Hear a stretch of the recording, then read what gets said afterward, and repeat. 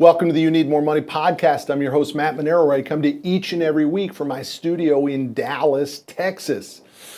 If you enjoyed the last podcast in which I was teaching everything I know about building a great company, I think you're going to enjoy this one too, because this is a continuation of that, in which I'm now talking about something that is absolutely vital to maximize the profitability, productivity, and happiness of your staff.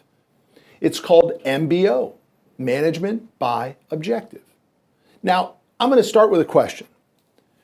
Do you know what the people in your business are working on every minute of every day?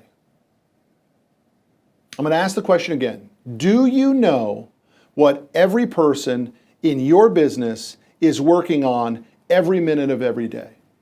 And I guarantee you the answer is no. And here's why. Because I didn't know what everybody was working on in my office. We didn't have core values. We didn't have mission statement. We didn't have catalyzing statement. In fact, most people were working on whatever the hell they wanted to work on. And that's why the business struggled for so damn long. That's why my relationship with my employees was strained for so long. That's why I had so many people quit. When you're like, man, I thought that guy was good. And then he or she goes ahead and quits on you. Dude, they don't know what the hell they're doing. Because you don't have management by objectives in place. Management by objectives is nothing new, but at Business Finishing School, we do a tremendous deep dive into the ability for you to learn how to do it, the proper way to do it, and why it's so darn important. And I'm going to go through a little bit of it today on the podcast. The first thing is, every single department in your organization has to have their own unique set of objectives. What do I mean by objectives? I mean crystal clear goals as to what that division is charged with achieving over a specific period of time. And we typically like to say it should be quarterly, right? Now, you can be a maniac about it and take it down to a monthly basis or a weekly basis or maybe even a daily basis. A great way to do it on a daily basis is with your call center or your telesales people. How many calls are you making today? How many deals are you going to quote? How many packages are going to get shipped? How many miles is the truck going to drive? All of that sort of stuff can be daily objectives. But on the bigger picture, you need a quarterly objective, and really you need 3 to 5, in which your division head, I'm begging you to eventually move into an environment and an organizational chart in which you have division heads. But if you're just getting going and money's tight, I understand that you might be all of that. But that doesn't mean you still don't need management by objectives for you in that division. Example, if you're the sales manager and you're the human resources manager and you're the IT manager and you're the marketing manager, well, guess what? Those are 4 departments that you're in charge of, and each department should have clearly defined quarterly objectives. Quarterly objectives need to be what are referred to as SMART. They need to be specific, they need to be measurable, they need to be attainable, they need to be relevant, and they need to be timely. That's what the acronym for SMART stands for. And so let me give you an example. An objective would not be, we need to hire people in Q1 2019. That is just sort of a fantasy. That would not be considered an objective. An objective would be, we're going to hire 5 people who are fully trained and producing X number of revenue by the end of Q1 2019. That's a decent objective. The key to objectives is that everyone gets on the same train. So if I walked into your office today and I walked around just to the receptionist and I said, hey, what are your objectives for this quarter? Would they know the answer to that? They're not going to know the answer to that. You know that, because you're not practicing management by objectives. You're practicing management by keeping your fingers crossed. And you're never going to build a great legacy, successful, destiny-based business by management by your fingers crossed. But you can when you do management by objectives. A few caveats to management by objectives. Number 1, They should be generated by the department head, not by you as the owner. So if I go to Billy, our marketing manager, and I say, Billy, guess what? Here are your objectives for Q1. Billy's going to be like, cool, thanks, man. I appreciate you. Appreciate the clarity. And then Billy's maybe going to be halfway in because it ain't Billy's objectives. They're my objectives. The better way to do it is say, hey, Billy, we're going to have this quarterly objective meeting, and I really need you to pick 6 or 7 things that you want to accomplish for Q1 for your department.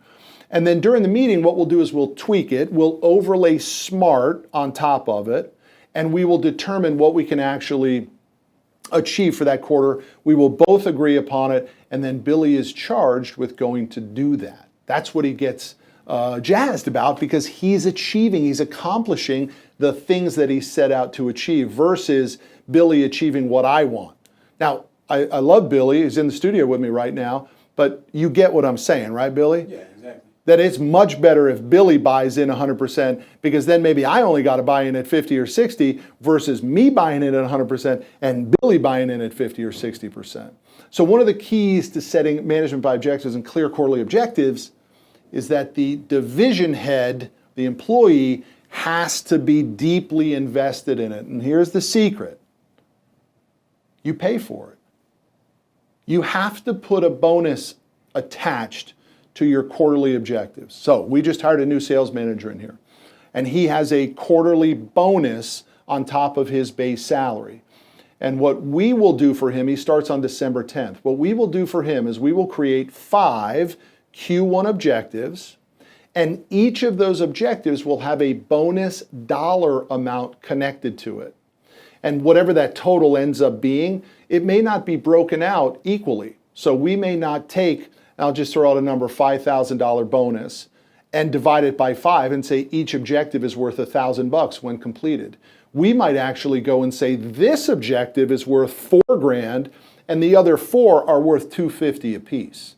But you gotta put some money behind management by objectives. Once they're clearly defined, determined, discussed, thought through, overlaid by the SMART acronym to make sure that they work, you got to put some bucks to the achievement.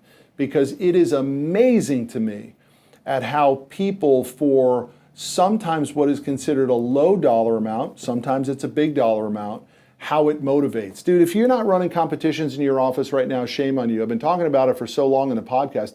Every week there should be a $100 bill being thrown out for some way, shape, or form contest in your office. It should be a $25 Starbucks gift card. It should be a $25 fuel card. It should be you're going to bring lunch in. It should be that you're going to have an ice cream party. Every week there should be something going on in some of the departments within your organization, because that level of competition really does fuel the top level of behavior. So, the message I'm trying to get across to you today is, you have to practice management by objectives to maximize what your business is set up properly to do. Now, that's the caveat. I hope you followed me on that. That's the structure of what Business Finishing School is. We foundationally rebuild your business based on what we know works. The first thing we talked about in the last episode was values-based decision making, so you know why the business exists, why everyone signed up for it, what they're part of. And then now to maximize the value proposition to get production and profits out of that group is you have to put management by objectives in place.